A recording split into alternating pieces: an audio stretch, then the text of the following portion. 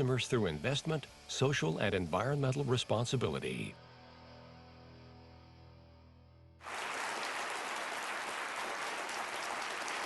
Hello, and welcome to Planet Forward. I'm Frank Sesno, coming to you from the George Washington University. Our goal here is to find some winning ideas. Hundreds of people have submitted their ideas online, answering the call for an innovation that improves how we generate or use energy. Now, ideas range from a solar-powered weed whacker, for real, to a house that's so efficient it doesn't even need a furnace. The online community voted. We picked 7 finalists. And based on their range, research, and potential impact, we'll ask our studio audience, folks who've come here from all over the country, to select a Planet Forward Innovator of the Year. Then you at home will choose a second innovator.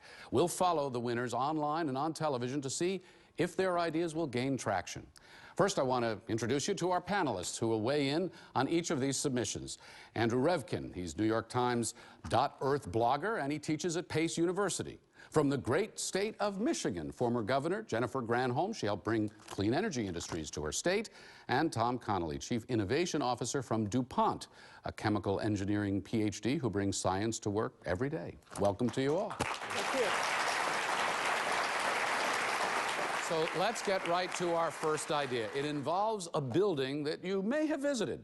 King Kong did, the Empire State Building. How could such a symbol of a time gone by be home to tomorrow's innovation?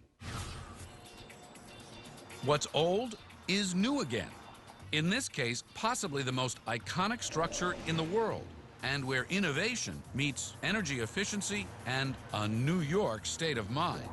Devin Green and Christina Suelia, Planet Forward students at the George Washington University, heard the Empire State Building got new windows, so they went to check them out.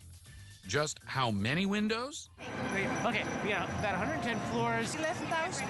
650. 110 times 5,500 to 6,000. 6,354. It's got 6,514 windows, some 26,000 panes of glass.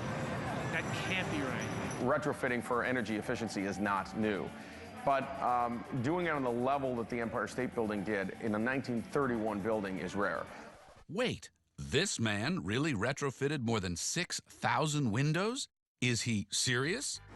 To find out, we left Manhattan for Sunnyvale, California to meet Kevin Surace. Surace is head of Sirius Materials, and after a career as an engineer and software maker, he discovered the market for creating energy-efficient building materials.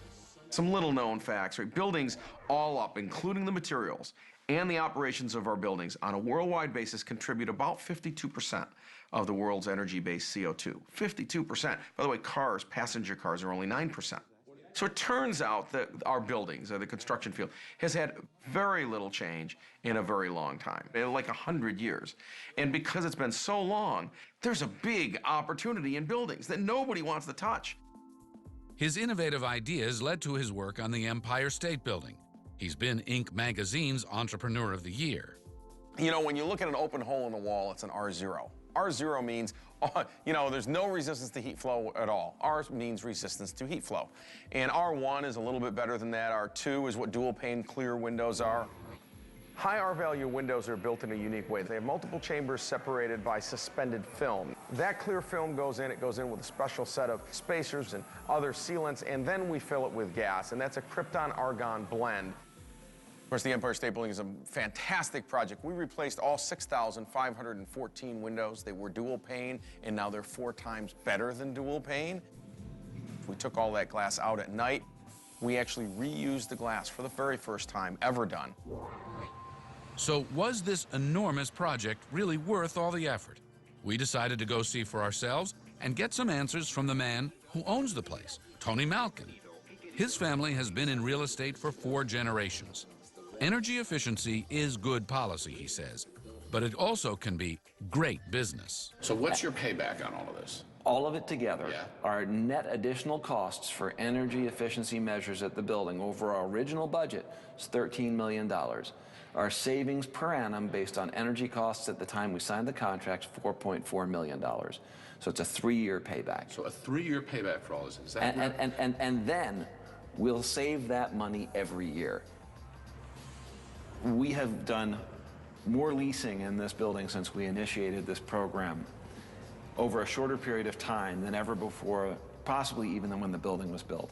Not everybody can afford to do this. So how replicable is this? Because this city is filled, I think something like 40% of the buildings here are older buildings. It's extraordinarily replicable. If you look at a life cycle cost analysis of a building, just like a car or a plane, every system has a useful life.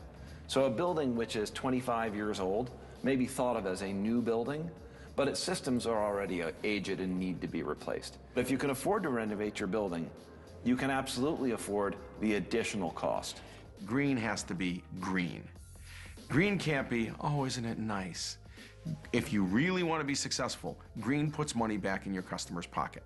So you got half the country that goes, climate change, I want to do something, to help that. And you got the other half that says, I'll never go out of my way for climate change, but 100% of the country wants to save money. So if you make products that save money, you've got a winner. Governor Granholm, our students who shot that piece, Christina Suelia and Devin Green, are here with us. Were they onto something? And as a governor with a lot of buildings in the state where you were governor, how do you pay for that? Yeah, they're absolutely onto something. We say all the time that the cheapest fuel is the fuel that you don't have to use, right? The cheapest fuel is the fifth fuel or the first fuel, which is energy efficiency. The question that you raised, though, and this is the first thing I had, is maybe the Empire State Building can afford to front load some of the money to do that, and we'll get the payback over a long period of time. But can everyday citizens afford to pay that money up front? I have a feeling we're going to be talking a little bit about that this evening, but it is a very key question, because if you can answer that, when you really can put green back into people's pockets, then you will have cracked the code on how to make sure that energy efficiency is sustainable and is at scale for everyday citizens. Tom Connolly, you're a businessman. Getting to the bottom line is what Malkin was all about. It's what that piece was all about. But how do you do that if you're not the Empire State Building? Absolutely, and maybe it's not just about windows, it's about other forms of efficiency. You can change the windows in your house. You can change the way you consume electricity, turn off the lights, turn the thermostat down in the winter and up in the summer. First steps that all of us can take. I like this piece because it's participatory. There's a message in it for all of us, and we can start acting on it immediately. What resonates in what you saw in it? Well, a couple of things. I blogged on another initiative he's been working on in his company, which is to bring that model into schools. 300 schools they've committed to setting up energy audits that the students help to do. Maybe the students would actually see the boiler in their school, see where the heat comes from and try to understand ways to save money. But I'm hearing from all of you, strong piece, good idea, serious innovation. You're all for it. Okay, well, there were a bunch of pretty cool ideas about buildings that came to us at Planet Forward. Juan Ontiveros manages energy and utilities at the University of Texas. Now, he told us that their focus on energy, combining, for example, plants using chilling station water to cool turbines, means that they spend the same amount of money on energy now as they did when the campus was half the size. A team